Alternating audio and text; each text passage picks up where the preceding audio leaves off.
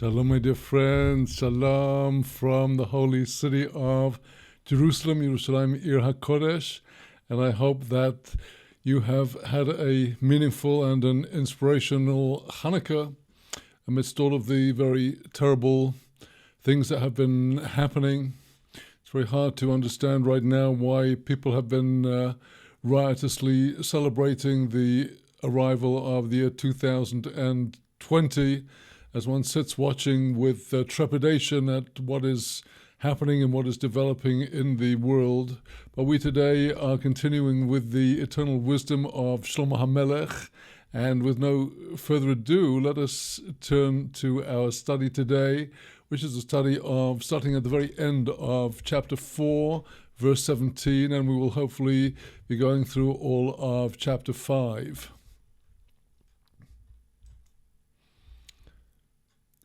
So today we continue with our study of Kohelet, starting at chapter 4, verse 17, and continuing through chapter 5.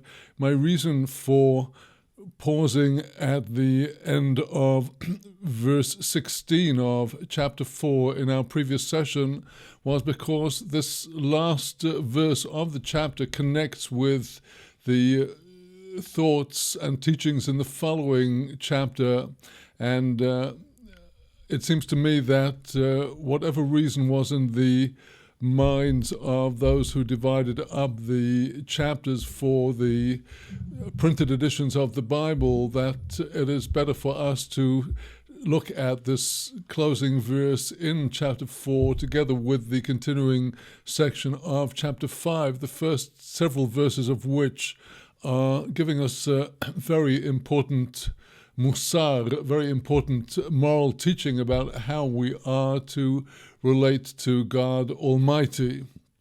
And then after that, Shlomo HaMelech returns to a theme that he has touched upon in the previous sections, the theme of the futility of the pursuit of wealth. And as we shall be seeing in the Targum of Yonatan ben Uziel, that the only worth that is truly worthy, the only wealth that is truly worthy of seeking to acquire in this world is the wealth of Torah, mitzvot, and ma'asim tovim, good deeds. So that we shall come to in the later part of this chapter, which concludes with a thought that we have already had expressed in somewhat similar words, that at the end of the day, a person should eat and drink of what has given them the spiritual goods that God has on offer for us in this world, and even then it's all the gift of God. So with that, let us now launch into chapter 4, verse 17, and here the verse tells us, Shmor רגלךו כאשר תלך אל בית האלוהים וקרוב לשמוע מתיס הכסילים זובח כי אינם יודעים לעשות רע. שמור רגלךו, guard your foot, literally, when you go to the house of God, and be close to listen. That's a literal translation of the Hebrew words of this verse. Be close to listen than the giving of the fools of a sacrifice, because they do not know how to do evil. Well, it's a very opaque verse that we have here. And let us now take a look at, first of all, the Targum of Jonathan on this chapter, on this verse at the end of chapter 4. And here our Targum says to us,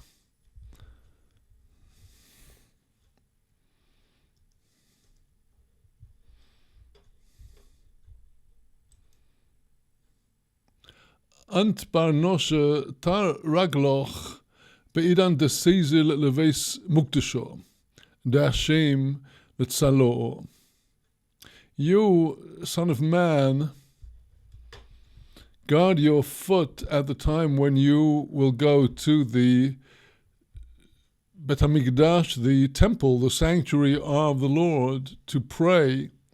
De lei sahoch tamon Malay chuyvin ad loy sesuv, that you should not go there full of sins to the point that you've so far not repented. Don't go there before you've repented, so that you have to usehei makriv udnoch lekabala ulfon oiraiso. When the verse in the Hebrew said, be close to listen, the Targum says this referring to the person that must attend his ear to receive teaching of Torah, min kahanaya v'hakimaya, from God's ministering priests, the Kohanim, who in the times of the temple were the principal teachers of the Torah to the people, and their place was later taken by the Chachimaya, by the Chachamim, the sages. But the point is that the regular person must listen to their teaching. Velo sehek tipshayo de makorvin kurbono al chayvehoin velo toivin min oivedeyoin bishayo dachidin bideyoin. Don't be like those fools that have to bring their sacrifice over their sins, and even so they don't actually repent from their evil deeds. These are people who think that the outward material sacrifice has the power to please God, even though their hearts are not with it. They don't repent of their evil deeds that they continue to hold in their hands. So that person is not received in favor by God. They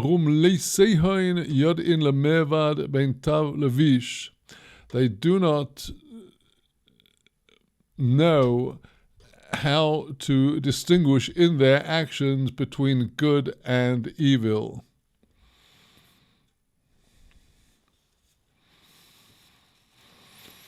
So here we are being taught by Shlomo about the need to be careful about the way that we approach God Almighty, as he will expand in the ensuing verse in chapter 5, verse 1. And here what we are learning, that it's no good going half-heartedly to God. That will not help, because God knows our thoughts and he knows what is in our hearts, and he wants a sincere service and not one where the person thinks that they can bribe God with material sacrifices that don't cost them too much in terms of any actual changes they really need to make in their lives. Well, this applies not only to going into the temple, of course. It applies not only to going into the synagogue, it applies also to approaching God in the sanctuary of our homes, in the sanctuary of our hearts. And continuing the thought in the coming verse, let's go first to the Hebrew of chapter 5, verse 1. Al tevahil al picho v'libecho al yemaher. Don't rush and hurry your mouth and turn your mouth into confusion, as we shall see in the Targum presently. and don't speed up your heart to talk, to say something, to bring out a word. Lahotzi dovar lifnei Elohim, to bring forth some word before God. Don't be over hasty to say words that can be indeed understood as being blasphemous, as being disparaging to the Almighty, as being a flaw to His glory and honor. Because if we think we can spew out words the way people in our culture today are spewing out words and accusations in all directions against everyone else, we cannot do the same to God, because Ki ho Elohim bashomayim ve'ato al ha'oretz. God is in the heavens watching over all people, watching over the deeds of all. He's way above you, as we shall be hearing. V'ato al ha'oretz, you are down there on the earth together with the billions of others, all of whom He is watching in the intimate details of their lives. Al kein yehyu devorecho me'atim, therefore your word should be few. In the simple, direct meaning of the verses, it's such a very profound musar, profound moral teaching, that it's best as in order to be wise, it is best to not speak too much, because true wisdom comes out of a place of silence, inner silence. And words sometimes, particularly when we are rash and come to hasty conclusions, then we are likely to be in trouble. Turning now to Targum on this verse, Targum Yonatan, chapter 5, verse 1. Lo savahil al memroch leshabosho yosmile pumoch. Don't be in a rush with what you want to say, to spoil and to sully the words of your mouth. Your heart should not hurry to bring forth some word, at the time that you are praying before the Lord. Arum Hashem shalit al kol olmo. Hashem, the Lord God, rules over the whole universe. V'yisev al kursei yikare b'shmei meremo. He sits upon the throne of His glory in the heavens above. V'ant yosiv al aro. You are sitting on the earth. Remember your place. Begin kein yahain melefumoch klilin. For that reason, the words of your heart should be light, should be few, should not be too heavy. Well, here the importance of being cautious in our speech. It's we are to be cautious in our speech to all. As Rabbi Nachman teaches in Likutei Moharan, silence is the boundary of wisdom. When a person wants to protect their wisdom, they should maintain silence and speak only words as necessary, and words that are full of da'at, godly awareness. And in our culture, where language has just become so contaminated by the abuse of people all over, we need to expend a special effort in purifying our speech. Well, as the Targum brings out, that one of the dangers of not thinking about what one is saying, or saying things that can be harmful to oneself, is that words have a power. A classic example of this is the biblical figure of Yehu ben Nimshi, Jehu, in second book of Kings, who comes to avenge the sins of the house of Achav, and he is the one who initiates the rebellion against Achav, and he is the one that slaughters Ahab's son and his wife Isabel. And but then Yehu says he wants to draw all of the priests of the idolatrous Baal to their temple. So Yehu gets up and he says, well, Ahab, the deposed king, served Baal just a little, and Yehu ben Nimshi said, well, he will serve Baal a lot. He said that in his first person, I will, and later on, as things developed, although the intention of that word was to draw all the priests of the Baal and all the Baal worshippers to the temple in order to trap them and eliminate them all, as they say, using today's euphemism.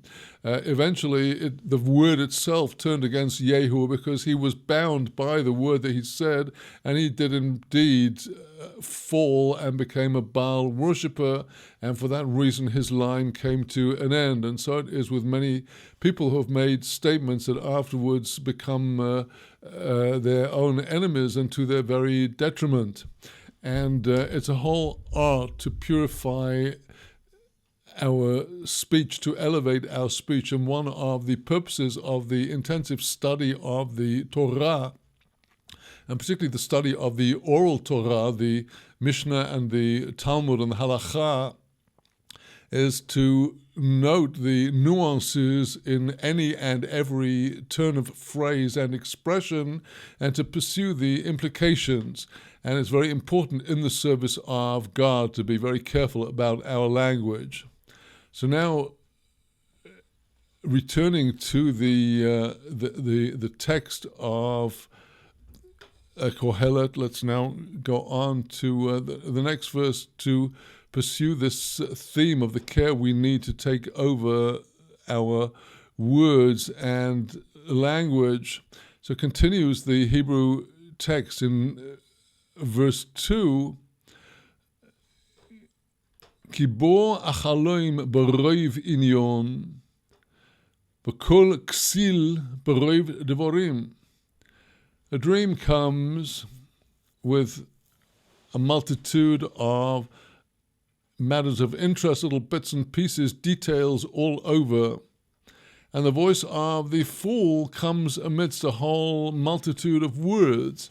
This is an elegantly turned proverb where Shlomo HaMelech is making a comparison between the irrationality of a dream and the irrationality of the stream of words that marks the fool. So now turning to the Targum on this verse, verse 2, Arom heichmada ase chelmo al hirhure liba besigius gavnon. Just like the dream comes in relation to all of the various thoughts and musings of the heart, with an abundance of different kinds and types of images. Kal shotya kedein besigius piskomen betelin. Likewise, the voice of the fool is discerned through the multitude of empty words and phrases. Indeed, today, this is really a typifying characteristic of our culture, with the free access by everyone with or without an education, with or without literacy, to communicate to everyone else on the social media. Everyone can set up a Facebook profile and a Twitter account and a website, and most of it is all empty words. Well, now, here the focus of Shlomo's teachings is on the care we need to take of what we say to God Almighty. And so often when we need God for some urgent salvation, for some personal matter, family matter, health matter, financial matter, we all rush in to start making our promises and commitments to God in the future. And indeed, the neder, the vow, which is the subject of verse 3, is one of the central planks of traditional Torah devotion instituted by Yaakov Avinu, Jacob, our father, after awakening from the dream of the ladder, that he took the stone that he had used as his pillow and made an altar and promised to God that if God will be with him, he will give a tithe of all his goods to the Lord. Well, if you're going to do that, says Shlomo, Ka'asher tidor neder Elohim, al te'acher lesharmo, ki ein chifetz baksilim es asher tidor shilem. When you when you take a vow to God, do not delay paying it. Ki ein chifetz baksilim, there is no favor in fools who splatter out all kinds of commitments and promises, and particularly at fundraisers, get up and publicly declare their intention to donate. And Solomon says, well, es asher tidor shalem, make sure that what you have vowed that you will pay, whether it's a monetary contribution, whether it is some vow to some personal improvement, but King Solomon says in verse 4, Tov asher lo tidor mishetidor v'lo shalem. Better that you should not vow at all, rather than you should take the vow and then you don't pay it. And indeed, it is widespread practice in Torah observant communities when a person is asked to make some kind of commitment, even if it is only, well, I'll give you a call on next Tuesday, or whatever little commitment it might be.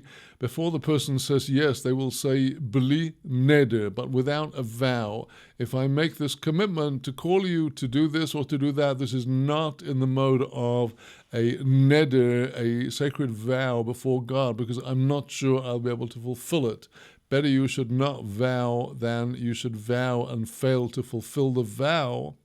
And then let us see what is the connection with the following verse, verse 5, before we go to look at Targum on these above verses. Al titen es picho lahati es besorecho. Don't let your mouth don't permit your mouth to make your flesh sin. As we saw in the case of King Yehu of the 10 tribes, who said he was going to worship Baal very much. Don't do such a thing. Don't make statements and words that will actually sully your very flesh. Don't say before the messenger that it was an error. The simple meaning here would be that if a person has in the synagogue made a neder, a vow to contribute a truma, a tithe or a gift to the synagogue, when they come to collect it, don't say, oh, that was a mistake on my part. I didn't realize I don't have that money. Don't say that. Lama yiktsei for Elohim al koilecho. Why should God get angry over your voice in making such a statement, in denying that you entered that vow with your full intention, and showing that you were not wholehearted?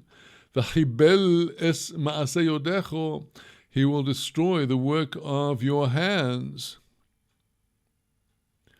And just to continue with the next verse, verse 6 in the Hebrew text, before going to the Aramaic Targum, the commentators, Ki v'roiv chaloimois v'havolim u'devorim arbe, even amidst an abundance of dreams and vanities and many, many words, Ki esho Elohim yiro, you must fear God, you must show proper reverence to God.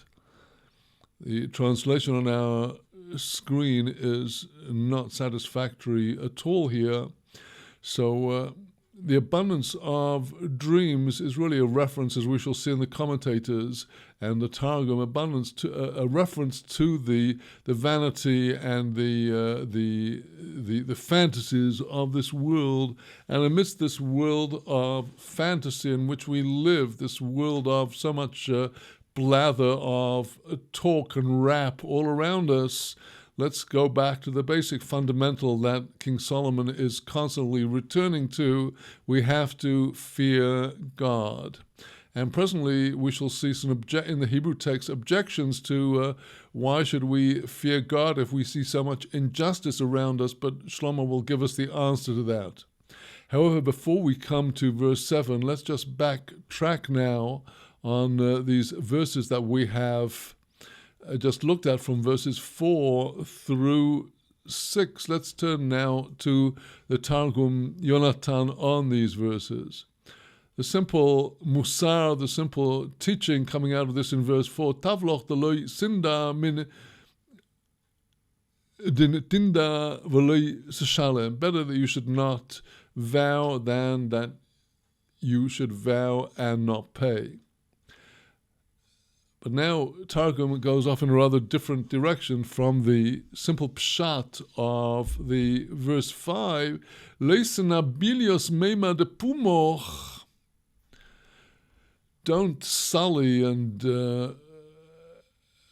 spoil the words of your mouth. Lemigram din gehinom ale bisroch. To cause the judgment of hell upon your flesh. Over Yom Dino Rabo, when it comes to the day of the great judgment, Lo sichu lemeima kodem malocho achzori. You will not be able to say to the face of the cruel angel, the avenging angel, the Rodeboch that will be ruling over you. Arum shalusohi. Don't say, well, it was all an innocent mistake. Lemor dein yiskif rugzo di Hashem al kol memroch. Why should you let the anger of the Lord well up on account of the sound of your words? Dis amar bignuso, that was said in a despicable state, a disparaging way, and he will then destroy the works of your hand. So here we see that the consequences of mistaken words are tremendously far-reaching. And the full extent of the challenge, now let's turn to Jonathan's translation of verse 6. Arum besigius chilmin de nevi shikro. Because amidst the multitude of the dreams of the false prophets, the havlin devali haroshin, the vanities, the vapors of those masters of spells, umilin sagin de rishiayo, amidst all the many words of the wicked, lei sahemin,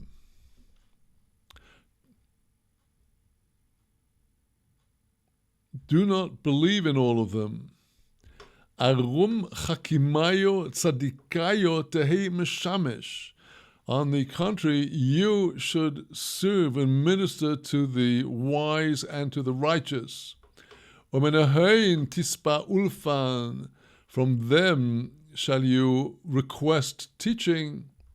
Omen kodem Hashem tehi dochel. And before the Lord shall you be fearful.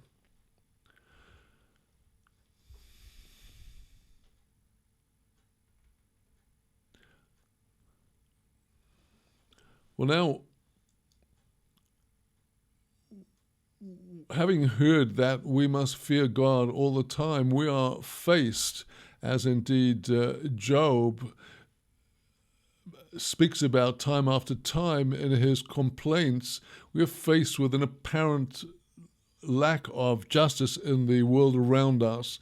And we've already heard about that in the previous chapter, chapter 4.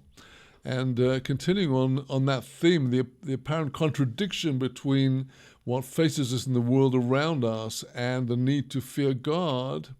If you're perplexed by the injustice, says Targum on verse 7, in anisus miskinin v'gazeloso v'din v'tzidkoso techeme bekarto. If you see on the one hand the oppression of the poor and robbery and din, you see an inexcusable kind of judgment, but you also see charity, perplexing contradictions, good and bad around us. If you see all this in the city, the great city, and we all today are connected with this with global metropolis, leisisma beliboch, don't be amazed and surprised, astonished in your heart. Lemema echdin reuso dashem al kol ilon. Don't say, as Job wondered, how could the desire of God be for all of this? And after all of this oppression of the poor and theft and robbery, there comes some goodness to the city. Arum al adir shemei meroimo notir eivode b'nei enosho, because in the awesome heavens above, there is a God that is guarding and watching the deeds of the sons of man. Ben tav levisho, whether they are good or bad. Umin kodemoi mishtalchin guvrin gavsonen, and from before him there are sent forth literally proud men, v'sakifin and powerful. Lemirde berishayo, they are going to rule over the wicked. Or lemehavihain mismanan rabbonin alein, they are going to be appointed as rulers over them. So even if you do not yet see the justice of God, know that the present people who are ruling and lording it over others will in turn be overthrown and subdued under the domination of others, because there is one watching above to all this that is happening. This is the Targum on verse 7. Well, now let us turn to Rashi on this same verse.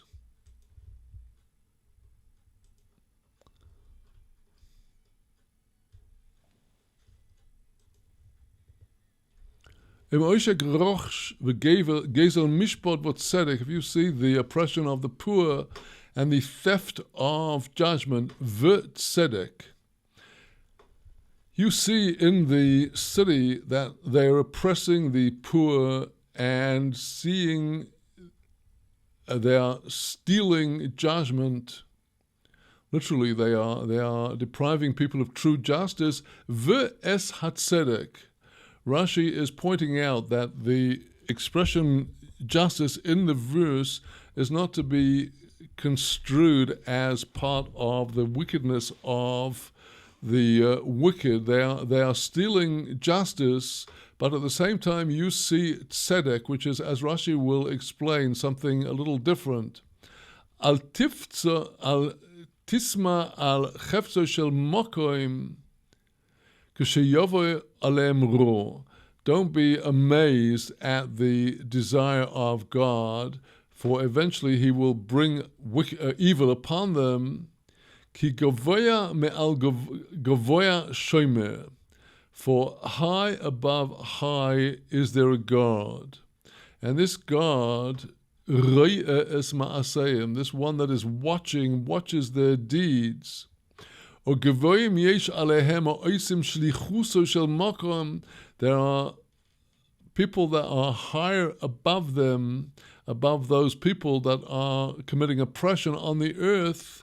And these ones that are above them, they are carrying out the mission of God. V'yodam takifo leporemehem. Their hand is strong to take vengeance and to punish those wicked. And now Rashi is making a grammatical comment on the phrase gezel mishpat, the theft of justice, and we'll skip his more complicated grammatical comments, but go to his pshat as a result of his exacting grammatical analysis. If you see that they are oppressing the poor and stealing judgment, but you see that some righteous blessing, some charity comes to the city from God. God is sending down a beneficial influence of goodness, and he doesn't yet exact punishment from them. Don't be surprised at the desire of God that is expressed in the situation. That is his way to lengthen his anger, literally to slow and delay the execution of the eventual punishment. Ki gavoa me'al gavoa shomer mamtin ad shetismali sorsam. God waits until their measure is completely filled, and only when they've done it all does he finally come down on them. God certainly has the means over them to exact the punishment from them when the time for their retribution comes. And Rashi cites other places in Tanakh for the use of this phrase shomer, the one that is waiting and watching. And now in verse 8 of chapter 5, we come to the continuation, apparently, of this thought. V'yisroin eretz bakol hu. The ketib, what is written in the manuscripts, is in the feminine, but the actual kri, the way we read it, is as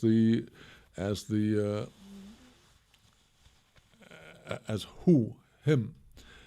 Yitrein eretz bakol hu. The advantage of the land is found in all respects. It is bakol hu. It is found in all respects. Melech lesode ne'evod. The king is taken into service for the field. The king himself is subservient to the field and not vice versa. So the apparent surface connection of this verse with the previous verse in terms of the pshat is, as Targum will bring out, that at the time of the eventual punishment of these people, then even the king is likely to be in trouble. Well, let's first look at the Targum on verse 8. Umoisa shevach pulchonus agro al koilohi. The superiority, the greater value of the service of the earth, agriculture, over everything else, is as follows. At a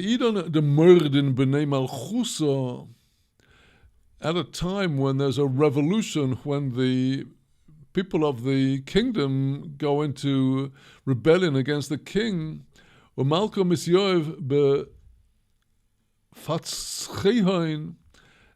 the king has to flee to some quiet place out in the country, where he goes into hiding. In Leisley Ibu Lemechal. So if for all his kingship, he does not actually have produce to eat. That king is going to be subservient to the laborer in the field. Eved mishtabed. He's now transferred into a servant that is subservient to the laborer in the field. A very grim warning to people who at one time exercise great power, and they come to go very low.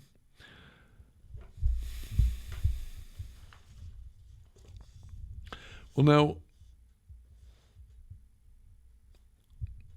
this verse nevertheless carries many different allusions, and these Rashi goes into in his commentary. So let's turn to Rashi now on verse 8. Yisron Eretz Bakolhu. Yisroin shel Yoshvi ha'oretz shehem misgoim u'machisim lamokoim. Rashi interprets this word Yisroin in a different way from the way it was interpreted by Targum to refer to an advantage. Here, the Rashi is drawing out the connotation of Yisroin, of having too much in the way of arrogance and delusions of grandeur. Yisroin shel Yoshvi ha'oretz, the weak point of those people, those inhabitants of the earth, shehem misgoim u'machisim lamokom, they are full of pride and angering God.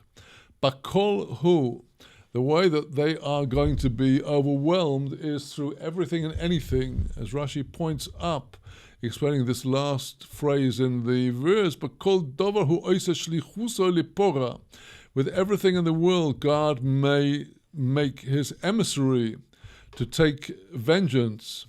Even through the mosquitoes, the way he did to the wicked Roman Emperor Titus, who was the one that destroyed the Second Temple and thought that he could outmaneuver God Almighty, but God sent a little mosquito that crawled into his ear and penetrated inside his head and was eating away and causing Titus the most tremendous pain and anguish for the rest of his life. And eventually, when they opened his brain after his death, there was a creature, a parasite at the size of a bird inside his head, according to the Agadah. So this is Rashi's beginning to explain to us his pshat, his interpretation of verse 8. Melech lasode nevad. Well, now, Rashi takes this closing phrase of the verse in a very beautiful midrashic direction. HaKadosh Baruch Hu na'aseh payel le'tzion, God Almighty, the Holy One, blessed be He, who is the King of the universe. He becomes a worker for the sake of Zion, Tzion, to demand retribution for the shame that she has suffered at their hands, mimachriveho, from those who destroyed her, u'leshalem schora levoineho, to pay the reward to those who built her. Well, how does this Agadah take off from our verse? The explanation is that Zion herself, Jerusalem, and the holy city is called by the prophet Jeremiah a field. Zion Soda Techaresh, Zion will be plowed like a field.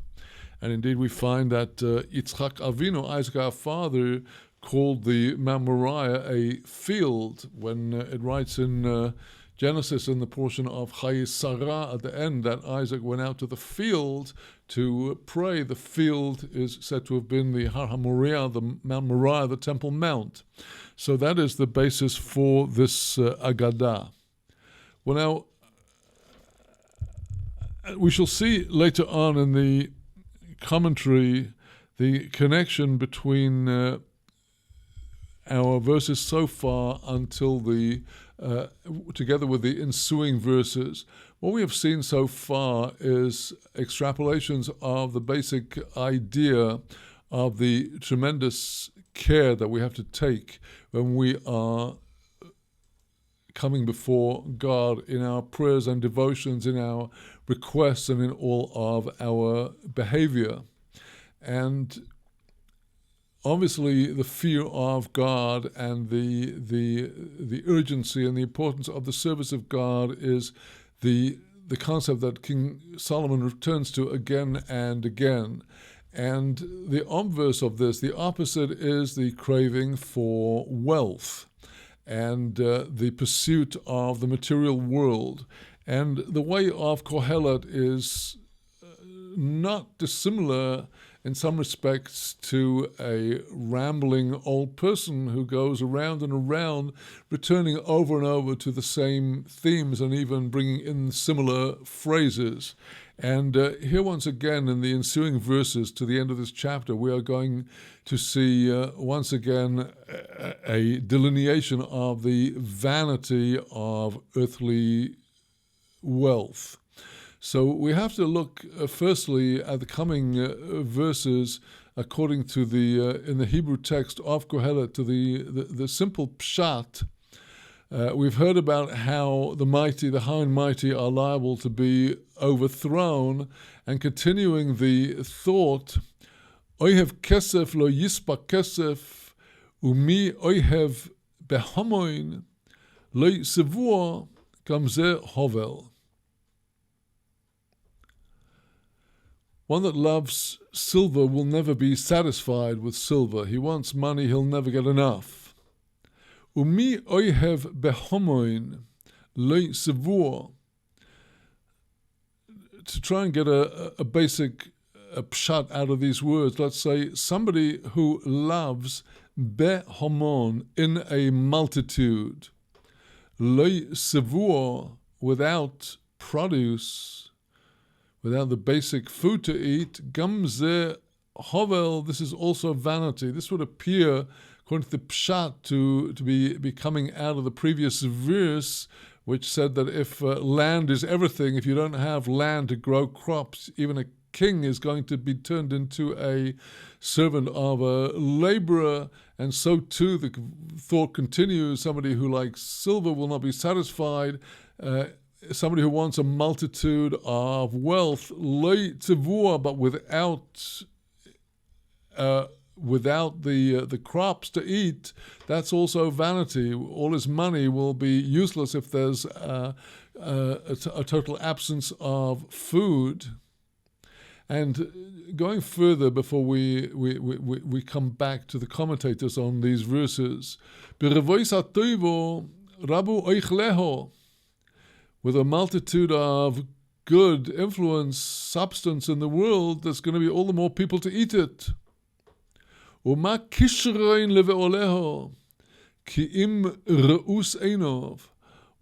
advantage, what benefit is there to the master of all this, except what his eyes are seeing with all of these people enjoying his wealth? The more prosperity, the more people there are to eat it all up. And where does it all lead to? What pleasure does the person who amassed wealth have if all his hangers-on come and eat it all up? And better than the lust for wealth, which leads people to theft and robbery and injustice, rather, in verse 11, let's be honest workers, mesuko shenasa oived. Sweet is the sleep of the one that really works for his living. Im me'at, im arbe, if it's a little, if it's a lot, whether he has a little or a lot, yoichel, that he will eat with satisfaction. but the satisfaction, the abundance of wealth of the rich person will not leave him to sleep. He's so worried by all of his affairs. And the exaggerated pursuit of wealth for its own sake leads Shlomo HaMelech into the thought in the coming verse 12, Yesh ro'o choilo. There is an evil that is literally choilo, it's sick, it's totally sick. Ro'isi tachas hashemesh, I've observed under the sun in the material world, Oisher shamor le'va'olav le'ra'asoi, wealth that is guarded for its owner to his own detriment.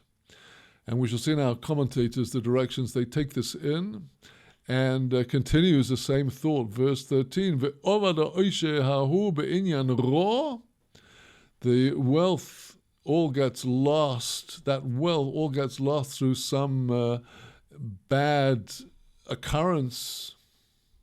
V'hoilid bein ve'ein biyodam umo. Even if the man has a son, there'll be nothing left in his hand. Kasher yotza mebeten imoi orom yoshoi v'lo leches k'shebo. U'umo lo yiso v'amoloi sheyolech biyodoi. Kasher yotza mebeten imoi orom yoshuv lo leches k'shebo. Just as he came out from the womb of his mother, so naked shall he return to go just as he came. I thought also with parallels in Job's complaints. He will take nothing out of all his labor to bring with him in his hand. Kol umas shebo kein yelech uma yisron loy sheyamol ruach. This too is a sick evil. Just the way he came, so he goes. What benefit does he have for having been laboring for the wind? Gam kol yomo b'choshech yochel b'choas arbe b'cholyoy b'chotzef. All of his days he eats in darkness with a lot of anger and sickness and burning wrath. So we will see later on, following this depiction of the evils of the pursuit of wealth to excess, we'll come back to the thought that has been expressed earlier. It's best just to eat and drink and enjoy the good. That's all God's gift. But let's look back over these last verses. Coming now, we had seen Solomon enter into his disparagement of the pursuit of wealth, and we'll first look at Targum on these verses before we go into the midrashic direction of Rashi. Going back now then to verse 9, Oyev kesef lo yispa kesef u'ma oye be'omoin lo yisevua gamze hovel. So it's Targum starting off now on verse 9. Gevar Tagor, a merchant, dirochem lemiknei ksaf umore pragmatio. He loves acquiring silver, money, and people of business, his business allies. Lo yispa lemitzbor kesef. He will never be satisfied in trying to amass money. Uman dirochim lemichnoish momon yatir leislei shavoch ba'alma da'asi. A person that loves amassing wealth to excess has no place of praise in the coming world. In lo yavid minei tzedakto, if he will not perform out of that wealth acts of charity. Begin to leislei agar ala lelemechel because he will then not have any reward to eat the fruits of his labors in this world, and that too, the failure to use wealth for virtuous purposes, is another of the vanities of the world. So further now in the Targum, Bisman de Sage Tavavosa Ba'almo Sigin of B'nei Enosha Diechlune. If there's an abundance of goodness in the world, there'll be so too an abundance of people there to eat it. Umahanur is lemoreo ditzbirno in lo yavid b'nei tivuso. What pleasure will there be to the owner of the wealth that amassed all this if he will not perform any goodness with this? Begin to yechase be'almo de ase Yehavis agroha be'enoi. Because the good that he should have done on the account of that good, only then will he see in the world to come how they bring him his reward in front of his very eyes. And now on this verse about the sweet sleep of the worker, Besimas de michas gavro de falach lemore almo. Sweet is the slumber of the person that serves the master of the world, belev shalim, with whole heart. Ve'isle nicho al beis kavurte. That person will have tranquility and rest in his final resting place, the grave. In ze'erus shenin yeche, in segius shenin, whether it was a few years that he lived or very many. Because he served the master of the universe in this world. For in the world to come, he will inherit the reward of the works of his hands.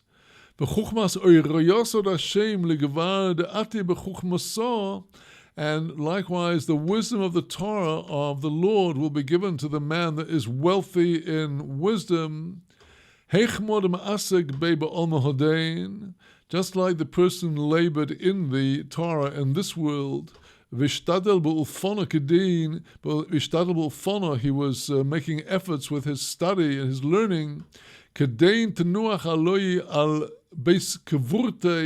So too there will be rest come upon him in the house of his grave. The Torah will not leave him alone. The Torah will rest upon him in his grave and will not abandon him all alone.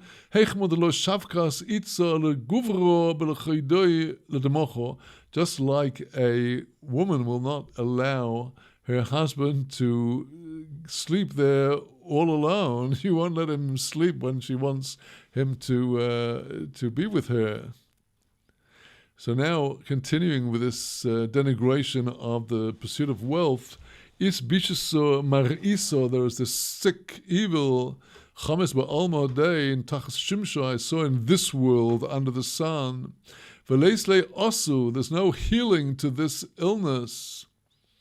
This is something that Rabbi Nachman mentioned also about the pursuit of wealth, that it is the most difficult of all the desires and lusts to cure.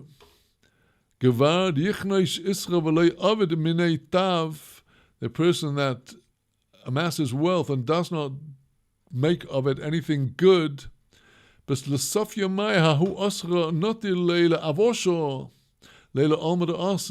at the end of his days, that wealth is guarded for him to cause him evil in the world to come. That wealth that was not used for charity, that was squandered, wasted, or left to rot in assets that were never used, that will stand as an accusation to him on the great day of judgment.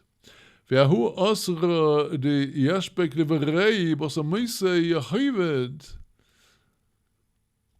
that wealth that he leaves to his son after his death will be lost. Al dikanole begavan bish, because the person acquired it in an evil manner. The wealth will not endure in the hand of the son to whom he gave birth. There will be left nothing in his hands. And continuing with this very deeply pensive philosophical thought, just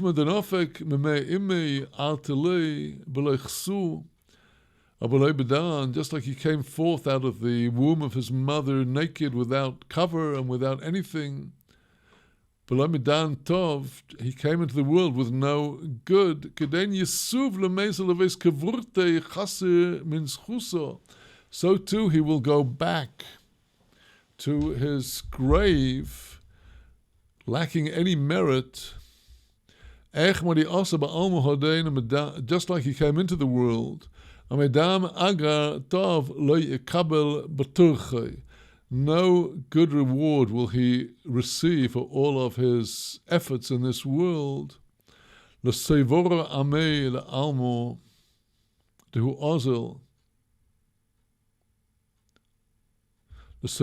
have no good to carry with him to the world to come, to the world that he's going to have some merit in his hands.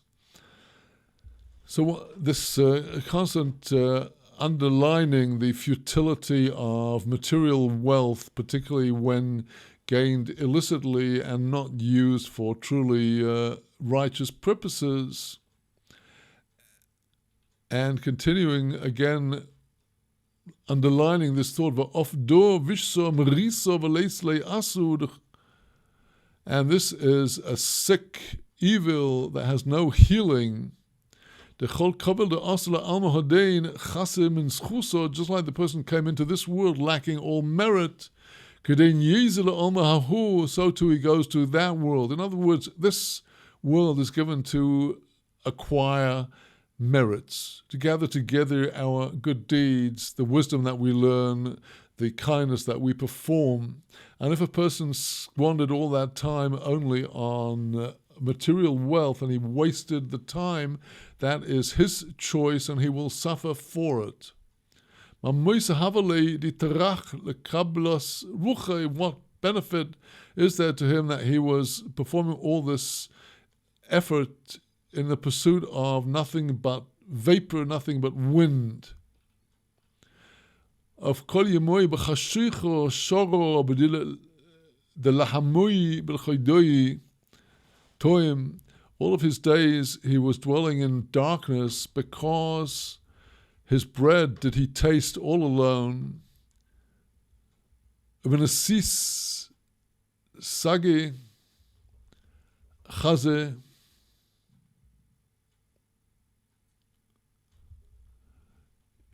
With much anger does he watch everything. Over marin urigis avoy chayoi. His life was all with sickness and anger. So now let us turn to Rashi on these same verses. Rashi takes us in a very different direction from Targum, looking at it allegorically as the love of the wealth of Torah. Oev kesef lo yispa kesef, the one that loves silver will not be satisfied. Oev mitzvahs lo yispa behem, somebody who loves the commandments will never be satisfied. He wants more and more.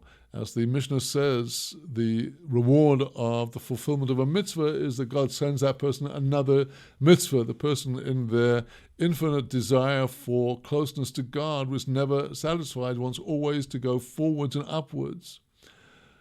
And now this very opaque phrase, Umi oihev behomoin, which we translated as somebody who wants a multitude of wealth, but the word hamon, which means very many, Rashi gives the midrashic connotation of desiring many mitzvot. Loi sevua. Now here a comment of our sages, very midrashic, literally loi sevua there, but there's no produce, no return. The sages said, "Ve'ein be'echol mehem mitzvah mesuyemes v'nikeres." Even if a person performed many mitzvot, but there was not one particular mitzvah which was outstanding and visible to all, remarkable, Kagoin binyan beis hamikdash ubeis hakneses. I think, like the building of the temple, we should only be worthy of that, or the building of a synagogue, or writing a beautiful Sefer Torah. If a person did not, even with all of their fulfillment of the commandments, do one thing that was particularly outstanding, not necessarily involving wealth, but certainly requiring effort,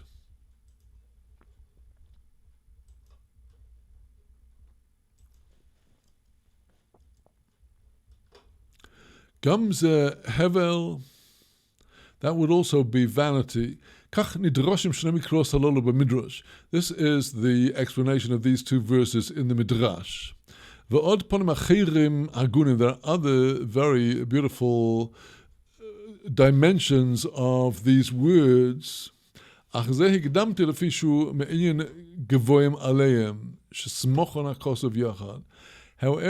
I chose, says Rashi, to bring this Midrash first because this relates our present verse 9 to the previous verse about there being higher and higher levels, which is the jumping off point of this Midrash, that a person needs a very outstandingly conspicuous mitzvah among all of the treasures of the mitzvot.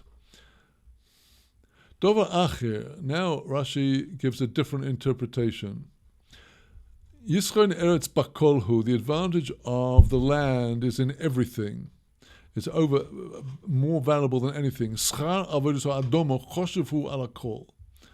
The reward of working the land is very important over and above everything. And here Rashi gives us a similar direction to Targum, she'afidu hu melech, even if it was a king, he needs to be subservient to the labor of the field. If the earth has produced fruits, he's got what to eat. If not, he'll die of hunger. If he loves money, he will never be satisfied. You can't eat it. Here Rashi, on the same words that he interpreted previously midrashically as referring to the conspicuous mitzvah, here he goes back to a more simple, direct pshat, one who loves a multitude of money. But if the money will not bring in fruits in the form of merits, that too is vanity. Dovo acher. Rashi now goes over the preceding verses once again, another interpretation. The advantage of the earth is over everything.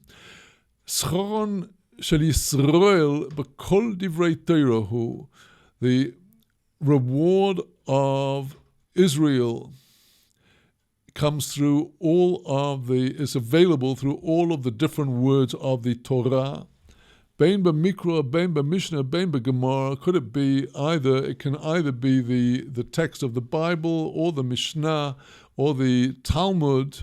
No matter what one studies, there is a reward for everything. But melech lasode ne'avad.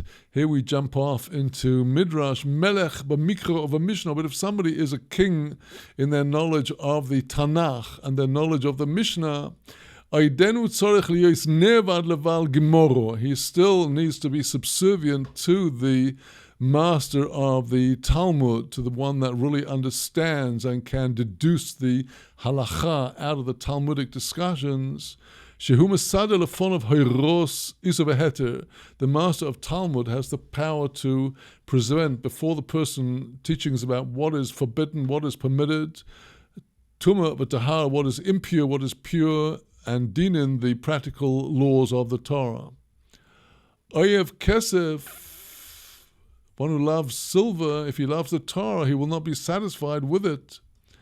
Ve'oyev behamon Torah, he who loves an abundance of Torah study, loy tevua, again, without the produce, even if he has knowledge of Tanakh and of the Mishnah, but he doesn't have the Gemara, what benefit does he have from this? The above interpretations, like so many other amazing interpretations of Kohelet, are to be found in the Midrash here. In this case, Vayikro Rabbah. There's also Koheles, Midrash Rabbah Koheles, an entire volume of Midrashim on Kohelet. So now Rashi, in his comment on the abundance of goodness, looks at this in a quite different way from Targum. There we saw that what use is it to acquire wealth if it's all going to get eaten up by all the more mouths feeding off it. But here Rashi explains, when Israel, the people of Israel, improve their deeds, Rabu oichleo matan schar hamitzvos, many more are those that eat the reward of the commandments. Uma kishrein be'oleo. So what advantage is there to the master, namely to God? Le'akadosh Baruch Hu b'kol hatovos ma'aseim. What does God benefit from people improving their deeds? Another very basic question which Job himself asks in his work. What benefit is that to God? And Rashi explains on the words of Kohelet, Ki im re'us einov, it's just what his eyes see. She'roye shem kefufim loi, God sees that all Israel are bound to him. V'nachas ruach lefonov, it is his delight and pleasure. She'ama v'nasa retzonoi, because he spoke in his commandments in the Torah, and his will has been carried out by the people. That is God's pleasure. The same applies to sacrifices, that God has prescribed the order of sacrifices in Leviticus, but it is so incomprehensible that we can only perform these rituals out of faith. And when God sees that we have done what he has written in the Torah, understanding or not, this is his joy, because he knows the great benefits that come from these on all levels. The more good, the more there are those to eat. When there is abundance, people bring many voluntary offerings to the temple, and there are all the more priests are able to eat these offerings, their share in the offerings. So what advantage is there to God when the priests are eating all this? It's what his eyes see, that his will has been carried out. Rashi, continuing with this section about the importance of honest labor, Masuka shenasa ovid or adomo yoshen, when the one that works the land is asleep, orvo shenasa olav, how sweet is his sleep upon him, benchu oichel ma'at, benchu oichel arbe, whether he eats a lot or a little, kikvar hurgel bekach, he's already accustomed to this. A very simple pshat of Rashi here, as opposed to the Targum, which spoke about how when the one that served God in this world sleeps in the grave, then his sleep will be sweet. Rashi here looking at this in a more this-worldly manner, but the rich person, and again amplifying the concept of the vanity of wealth, the rich person, enenu maniach leilishon, his wealth won't let him sleep. Sovat nechosim shel osher bar pragmatios arbe, the satisfaction of all the possessions of the rich person who has so many business interests all over, he can't sleep. All the night he's thinking about them. A different interpretation, Rashi now bringing an interpretation back in line with Targum Yonatan. Sweet is the sleep of the one that serves God. Ima'at, whether it's a little, you may shonov, as in Targum, if his lifetime, the days of his years were few, imharbe, if there were many, yoichal schorei amuat kimrube, the person will eat their reward, the reward for a little, as they will for a lot. And Rashi brings an example from the history of Israel. Moshe panas es Israel arboim shana. Moses was the leader of Israel for 40 years. Shmuel Hanovi panasam es shonim. The whole ministry of Samuel the prophet was only 10 years. Ushkolam akosov zebazeh. And yet the verse in Psalms weighs them and finds them equivalent. Shenema Moshe v'Aaron b'Charanav v'Shmuel b'Kodesh Shemai. Moses and Aaron among his priests, and Samuel among those that call his name. V'asov l'oshir, the satisfaction that won't let the wealthy person sleep. This, says Rashi now in a different interpretation, is the one that is very wealthy with all of his knowledge of Torah law brought in across the whole Talmud and the accompanying literature. That satisfaction, Eina maniach lo lishon, it won't let him sleep in the grave. Shenema doiv sifti yeshenim, because as we find in Song of Song, God makes the lips of the sleepers who are inebriated with wine mutter in the grave, murmuring in the grave. Kol talmid chochom she'omrim dov shmu biv. Any Torah scholar that they say traditions in his name, when the students, after his passing, recite these traditions in his name, it's as if his lips are moving in the grave when they repeat his words. But, said Solomon, there can be a wealth that is guarded for its owners, for their detriment. Says Rashi, an example would be Ka'ashro shel Korach, like the wealth of Korach. Korach, who rebelled against Moses in the wilderness and was swallowed up by the earth. Because of his wealth, he got haughty and descended into hell. The person can be left with nothing, not even the merit of his ancestors, all may be eaten up. He takes nothing in all of his labor when he dies. He doesn't take any merit for any charity that he should have done with his money in his lifetime. And the money comes, the money goes. It's all a sickness. Let us now go back to the Hebrew text of the concluding section of this chapter, which now here from verse 17 through to verse 19, King Solomon brings this part of the discourse to a conclusion. Hinei asher ro'isi oni toiv asher yofer. Here you are, that which I have seen to be good, that which is really beautiful. Le'echol v'lishtois l'rois toivo b'chol amoloi sheyamol tachas hashemesh mispar yemei chayov. Let a person eat and drink and see good out of all his labor that he labors under the sun in the material world, for whatever is the measure, the number of the days of his life that God has given to him, for that is his share. And that too, as we have heard already similarly earlier on in Kohelet, also every person that God has given him wealth and possessions, and God gave him the power to eat and enjoy this wealth and possessions, to carry his share, to take his share, to enjoy through all his labor and what he's gained from it.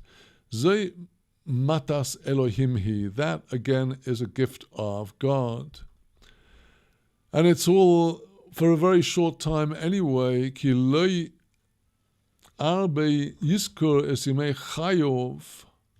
Not very much will he remember the days of his life. Ki hu Elohim ma'aneh b'simchas liboy. Because God answers as to the joy in his heart. Here we need the help of our commentators, particularly for this last verse, which is less clear than the early verses. Let us go first to Targum on verses 17 through 19. V'hodi chazis ano tovo what I have seen to be good. And we see again and again in Kohelet, this is good, this is bad, this is good, this is bad. One of the good things is for Levnei Enosho, what is good for humans, what is beautiful for them to accomplish in this world, they should eat and drink from all of their efforts,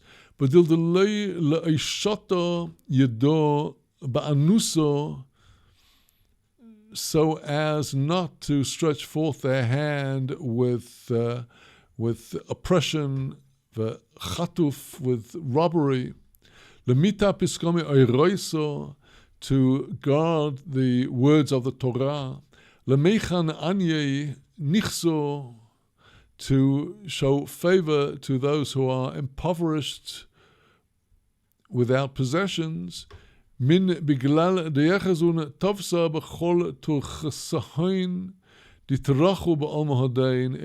that they should see good through all of their labors that they have expended in this world under the sun, the measure of the days of their lives, all the days that God gives to the person as a part of that person's mazal, his destiny, his providence. For that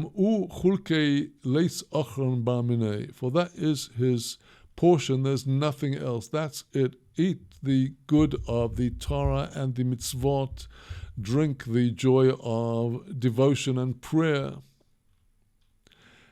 And indeed, continuing this concluding phrases, Uf kol enosh dihavle Hashem oiser nichsin ve'ashtete Hashem lemechal minei ba'olmo hadein.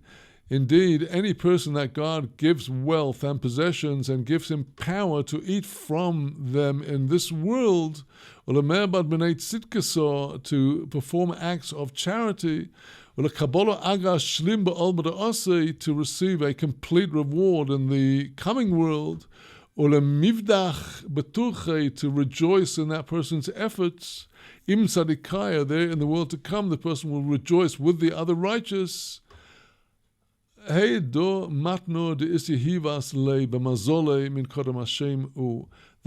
is itself a gift that is brought to the person through their providential destiny from before the Lord.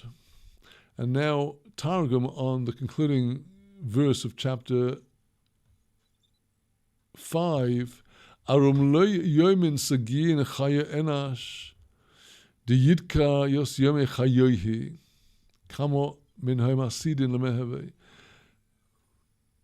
there are not many days in the life of a person that he will remember the days of his life.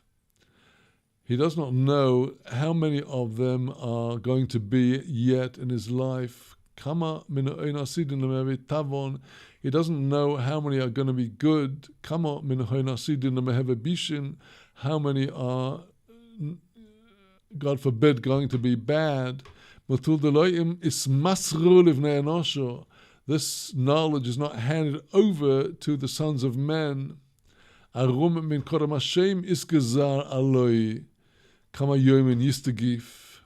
Because it is from before the law that it is decreed upon the person how many days will he suffer. How many days will he be in the joy of his heart? Just a very final look at Rashi on the closing phrase of this verse 19, which is rather obscure. The Hebrew text on this last verse says, not much will he remember the days of his life. Me'ane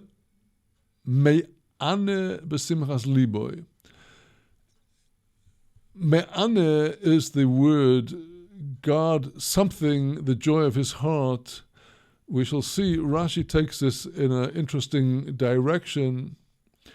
Rashi then, on the closing phrase of verse 19,